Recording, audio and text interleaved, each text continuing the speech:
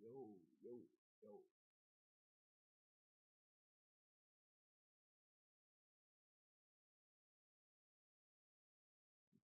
The real Jimmy Conway, Burke. Whatever you want to call him, man. You see them? Oh my god! I think I need Cuba. Do you see her? Excuse me?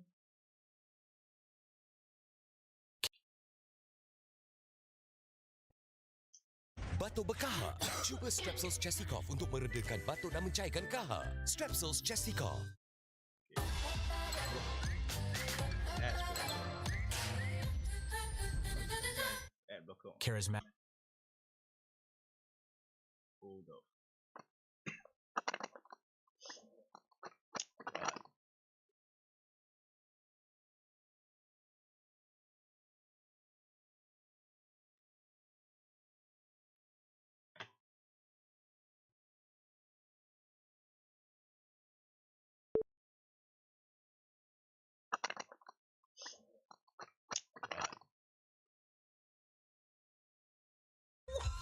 I think I need Cuba.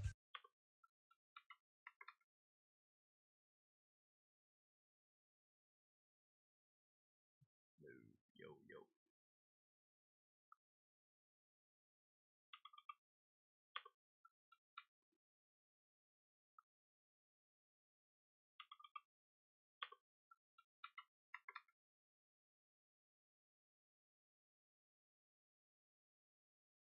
Yo, yo, yo, yo, yo, yo.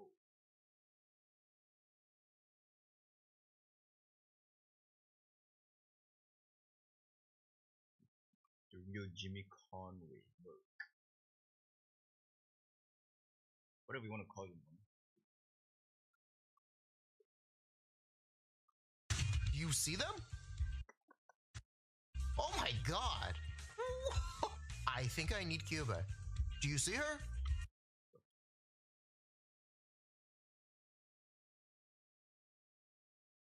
Okay. Let's get this thing going, bro. My mic is a bit soft. Okay, bro. Let's get it, bro. It's the history. The real Jimmy Conway, Jimmy Burke.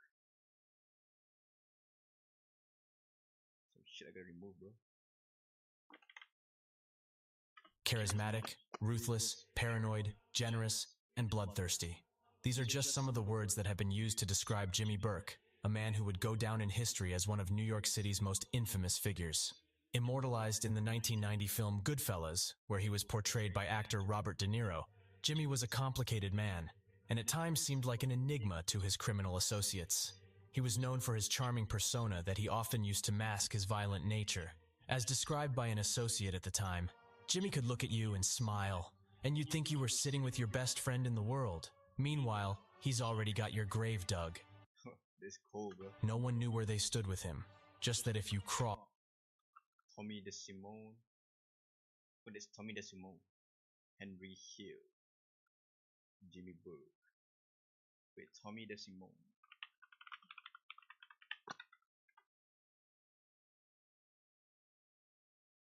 That's him.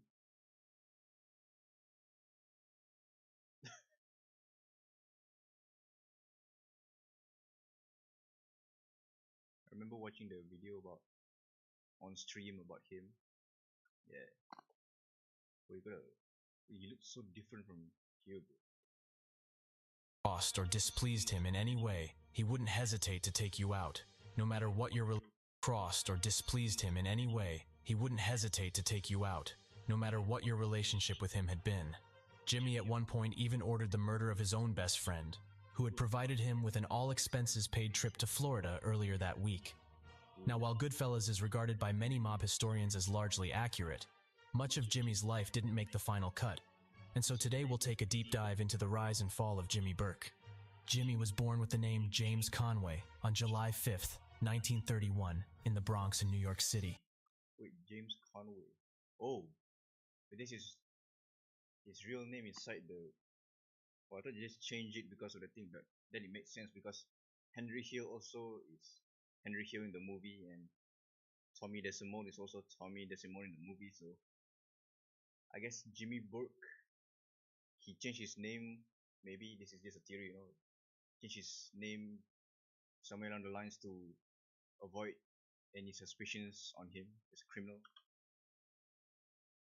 He never knew who either of his parents were, as his mother was an Irish prostitute named Jane Conway, who had no idea who the real father was. At the age of 2, Jimmy's mother abandoned him outside the New York Foundling Home, a Catholic orphanage for young boys. And for the next 11 years, he was in and out of dozens of foster homes, where he was regularly the subject of both physical and sexual abuse by his foster parents. What the fuck? Oh, hell no. According to psychiatric social workers who had interviewed a young Jimmy, by the age of 12 he had been adopted by so many different sets of foster parents that he had trouble recollecting many of their names or faces. At the age of 13, Jimmy and his newest set of foster parents were driving back home when Jimmy began acting out in the back seat. His foster father, a strict disciplinarian with a furious temper, turned around to smack him. This caused him to take his eyes off the road, and the car then suddenly went out of control and crashed. Jimmy's foster father was killed instantly, which earned him the ire of his foster mother, who blamed him for the crash and began to beat him regularly. Jimmy petitioned the child care agency to move him to a new house, but for years they refused due to how many times he had already been moved in the past. With no other options, Jimmy started spending large amounts of time away from home and on the streets, where he would commit numerous petty crimes such as shoplifting, theft, vandalism, and breaking and entering. 2 months after the car crash, Jimmy was arrested for the first time and charged with disorderly conduct at a local playground. The charge was eventually dismissed, but just 1 year later he was charged with burglary after he broke in and stole more than $1,200 from a house near his foster home. He was sentenced to 6 months in a juvenile detention facility on Staten Island. This would be the first of many times where the young Jimmy would find himself incarcerated by the state, as between the ages of 16 and 22, he would only enjoy 86 days outside of prison. Eventually, Jimmy was placed in a new foster home and moved into the suburban home of the Burke family in Queens, New York. For the first time in his life, Jimmy had a stable household and parents who loved him and treated him with respect. He felt so strongly attached to his new foster parents. Oh, that's why he changed his name to Burke. Oh, this is why. They are the foster parents. And this is like the best parents, bro. That he took their last name as his own and would also visit them every Mother's Day and Father's Day for the rest of his life. But even though he now found himself in a loving household, Jimmy still continued his criminal activities. And at the age of 17, he became best friends with a local gangster, an associate with the Gambino crime family named Dominic Cersani. Dominic and Jimmy were involved in numerous money-making schemes such as gambling and loan sharking, but their main business was creating and cashing fraudulent checks. In September 1949, Jimmy was arrested after he tried to cash in $3,000 worth of fake checks in a Queens bank. The police knew that Dominic was behind the scheme, and so they took Jimmy to the 75th precinct in Brooklyn and handcuffed his hands behind his back. Detectives then took turns punching him in the stomach and bashing him in the head with their nightsticks in an effort to get him to turn against Dominic and agree to testify in court. Instead of giving in, Jimmy kept his mouth shut and endured the beating. This led prosecutors to put sole responsibility for the fake checks on Jimmy, which earned him 5 years in Auburn maximum security prison. Jimmy was 18 at the time, and so this would be his first experience serving time in an adult prison. On the first day of his sentence, Jimmy was greeted by over a dozen of the prison's toughest inmates who had been waiting for him in the reception area. One of the men told him that they were all friends of Dominic, and that they, along with some very powerful people on the outside, were all very proud of him for not talking to the police. They also said that if he had any problems while inside, that he should come see them. While in custody, Jimmy began associating with the various mafia members he was incarcerated with, and due to his charm, he was able to form strong friendships with many of them that would later help serve his criminal career after prison. It has also been rumored that while he was in Auburn, Jimmy committed numerous murders at the behest of several high-up mafia figures whom he had been serving his time with. In 1954, he was released, and his foster dad got him a union job as a bricklayer. In 19 murders at the behest of several high-up mafia figures whom he had been serving his time with. In 1954, he was released, and his foster dad got him a union job as a bricklayer. The tough manual labor soon transformed Jimmy from a skinny kid into a muscular man, whose 6'3", 250-pound frame casted an intimidating presence. Dang. It wasn't long before he was noticed by one of the union's underworld benefactors, a capo with the Lucchese crime family named Paul Vario, Oh, who had heard from Dominic that Jimmy was a hard worker and a good earner, who Paul Vario. most importantly knew how to keep his mouth shut. Paulie put him to work as a loan and a good earner, who most importantly knew how to keep his mouth shut. Paulie put him to work as a loan shark and debt collector, and it wasn't long before the charismatic Jimmy was able to convince Paulie to let him open up his own gambling operation in the Ozone Park neighborhood of Queens. Jimmy soon developed a fierce reputation after he personally broke every bone in the face of a man who refused to pay his gambling debts. This allowed him to quickly expand his operations, and before long he was one of Paulie's best earners, which garnered him a lot of friends and influence within the New York underworld. But it didn't matter how much money he kicked back to the higher-ups. Because of his Irish ancestry, he would never be able to become a fully initiated member of the Mafia, also known as a made man, Yeah, this was incorporated in the movie Goodfellas, the original movie. because only full-blooded Italians who can trace their lineage all the way back to the old country are eligible for such an honor. But it didn't matter to Jimmy, who soon became known as one of New York's most feared and dangerous men. This reputation was solidified in 1962 when he met a girl named Michelle Marron. The two started dating, and Michelle soon confided in him that she was being harassed by an ex-boyfriend who would routinely circle her house in his car, yell at her on the street, and harass her on the phone at all hours of the day. Jimmy visited the man and told him to stop, which led to the ex-boyfriend scoffing and telling Jimmy to get lost. And so he calmly left, but then returned a couple of days later with a chainsaw and cut the man apart piece by piece. The police discovered the man's remains on the day of Jimmy and Michelle's wedding. They knew without a doubt that the crime was Jimmy's doing, but had no evidence against him, and so instead they kept a close watch on him, as they now considered him to be one of the most dangerous criminals in the city. But he was, I think he's good if he's white. I'm not sure yet. While Jimmy's gambling operation in Ozone Park was proving to be highly profitable, he soon realized that its close proximity to the airport could provide him with far more lucrative opportunities. Many of the people who had run up gambling debts with him were also employees at JFK International Airport, and so Jimmy would offer them a deal. In return for wiping the slate clean, the employee would alert him whenever a truck with valuable goods was leaving the airport. Then Jimmy and his crew, which included Tommy DeSimone and Henry Hill, would hijack it and steal the cargo. Jimmy would then take the trucker's driver's license and tell the man, "We know who you are and where you live." He'd then slip a $100 bill in the trucker's wallet, a practice which earned him the nickname Jimmy the Gent. At this time, almost $500 million of cargo was being transported through JFK Airport every year, and so about every criminal group in New York was in some way involved with stealing from the airport. But in this, Jimmy was the undisputed king, as his carrot and stick approach of threatening the drivers while simultaneously bribing them sent the message that if you helped out and provided tips on any valuable goods, that Jimmy would make it worth your while. This helped him create a complex web of insiders within all levels of the airport who kept him informed of where and when the best loot was coming in.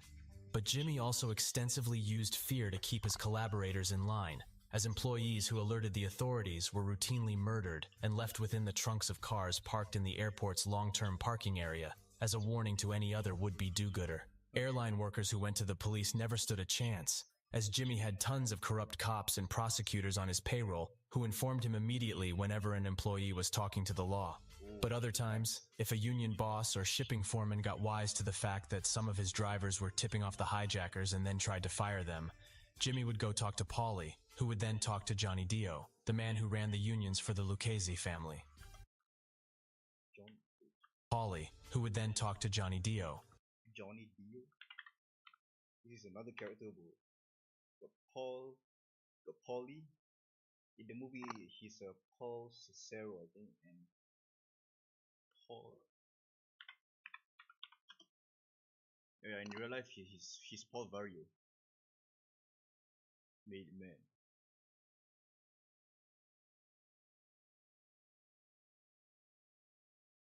His own crew. Johnny Dio, bro.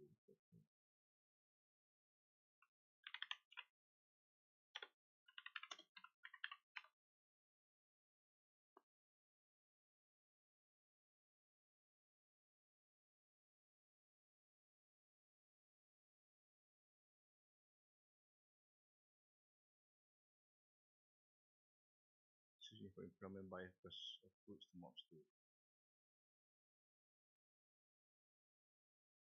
Mob enforcer who blinded reporter.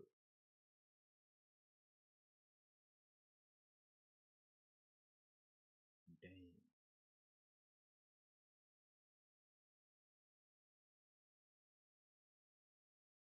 Jimmy Hoffa. Wait, Jimmy Hoffa?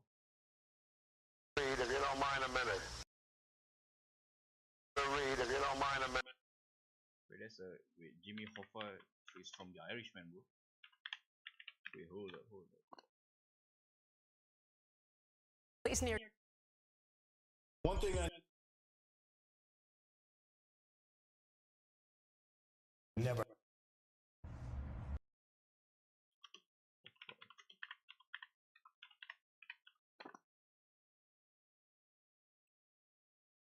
Pacino.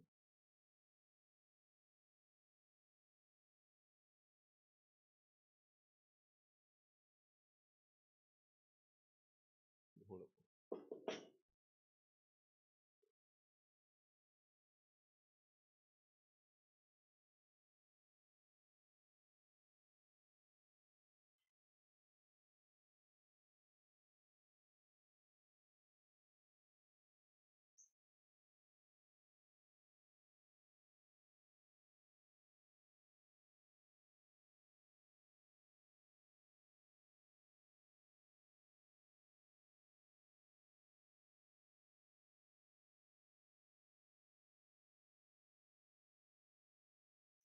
Gang, this is Loki.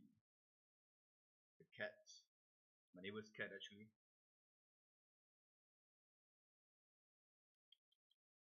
The cute cat, bro.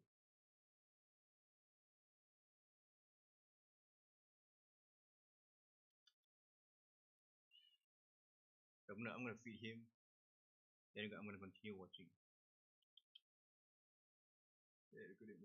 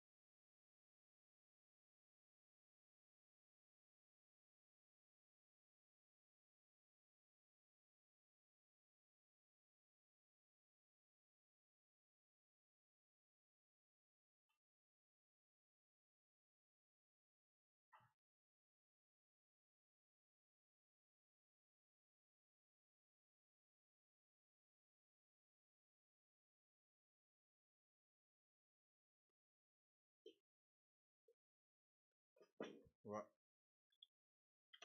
The man who ran the unions for the Lucchese family.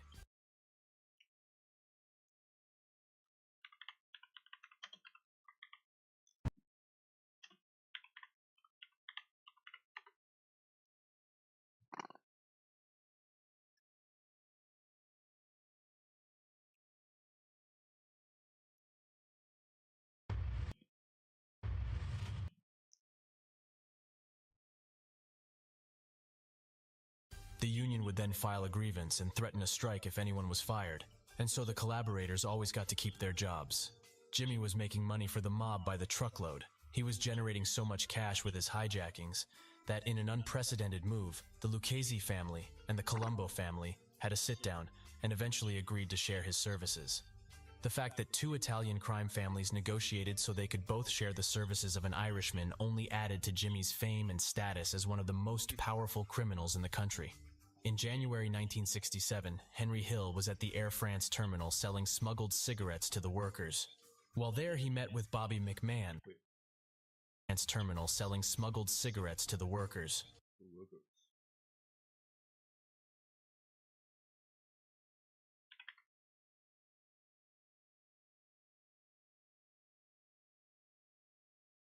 The goal of this game? To end up in hell. Open, What? Don't push the button for the 4th floor. When you arrive, again, don't get off. But when the doors start to close, put your arm out and stop them from closing all the way. I heard that's the most important part. Don't get off.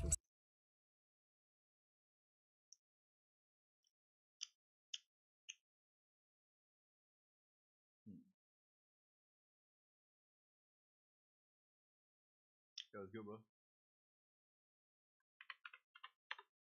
Hey.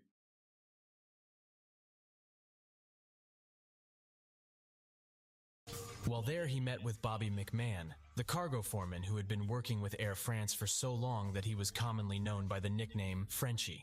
Bobby was one of Henry's best cigarette customers, and also one of Jimmy's best insiders. Just a couple of weeks earlier, Bobby had tipped off Jimmy about a small box of valuable silk dresses that had just come in. Once he had stolen them, he was able to sell about a small box of valuable silk dresses that had just come in. Once he had stolen them, he was able to sell them for over $18,000. Now Bobby had another tip he was eager to share with Henry. He told him that Air France routinely flew in American cash that had been exchanged for French money overseas, and that it usually came in several white canvas bags, each containing $60,000. As at the moment they were constructing a new cement storage room, the bags of money were for now being stored in the cargo office without any protection. The money was in $50 and $100 denominations and would be completely untraceable. It was the perfect score. Henry immediately told Jimmy, who assembled a team and planned for the robbery. That weekend, Henry, Tommy, and 2 more of Jimmy's men drove to the Air France terminal in rental cars with fake license plates. They were all armed with pistols, and the plan was to rush the cargo office, tie up anyone inside, then take the money and escape. When the 4 arrived, they immediately realized that this plan wouldn't work, as there were over 30 employees in and around the cargo office. There were also many more nearby unloading trucks. The packages of money were visible and stacked up against the wall in the office, just like Bobby said, but unfortunately they didn't have the manpower to round up everyone, and so they left that night empty-handed.